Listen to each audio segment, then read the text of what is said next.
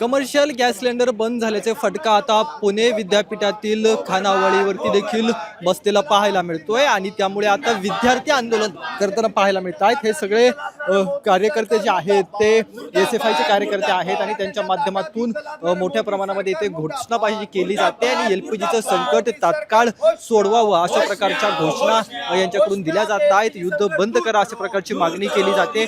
सध्या काय नेमकी सिच्युएशन आहे आतमध्ये, किती दिवस पुरले इतके सिलेंडर आहेत? आजच्या दिवसा म्हणजे आज पूर्ण इतकंच आजचं सिलेंडर आहे, एकच आहे फक्त। आणि मला वाटतं आज संध्याकाळचं जेवण पण भेटू शकतं की नाही हे माहीत नाही, कारण की विद्यापीठाचे बाकीच्या कॅन्टीन वगैरे आहेत ते सकाळपासून बंद आहे। फक्त एक रिफॅक्टरी चालू आहे आणि G8ची मेस आणि G9ची मेस चालू आहे, ती पण संध्याकाळी नसणार आहे बंद। तुम्ही कुलगुरूंशी बोललात का? यांनी सांगितलंय का ह्यांच्या अडचणी काय आहेत त्या? कारण का प्रशासन म्हणलंय की आम्ही असे विद्यार्थ्यांचे हॉस्टेल वगैरे बंद पडू देणार नाही। नाही, यांनी तर यांच्याकडून पत्रव्यवहार गेले, पण कुलगुरूंकडून अजून काही पर्यंत म्हणजे यांच्यापर्यंत काही वापस मेस ओनर सोबत पण पाहिजे तशी चर्चा अजून झालेली नाहीये।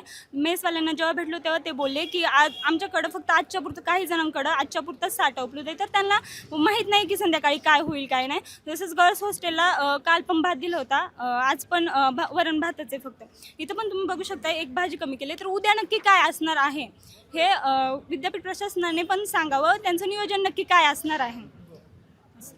हे सगळे त्यामुळेच आक्रमक झालेले आहेत। नेमकं प्रशासनाने भूमिका मांडावी, कारण का काल देखील जिल्हाधिकाऱ्यांनी सांगितलेलं होतं की अशा प्रकारचे हॉस्टेल्स असतील, अशा प्रकारच्या विद्यार्थ्यांच्या खानावळ्या असतील, त्याला फटका बसून देणार नाही, आम्ही त्यातून मार्ग काढू असं त्यांनी सांगितलं होतं। परंतु आता हे विद्यार्थी आजच्याच दिवसापुरतं अन्न मिळू शकेल अशी यांचं म्हणणं आहे आणि त्यामुळे हे रस्त्यावरती उतरून आंदोलन करताना पाहायला मिळत आहे। कॅमेरा पर्सन दीप मिश्रासह रोहन कदम, जय महाराष्ट्र न्यूज, पुणे।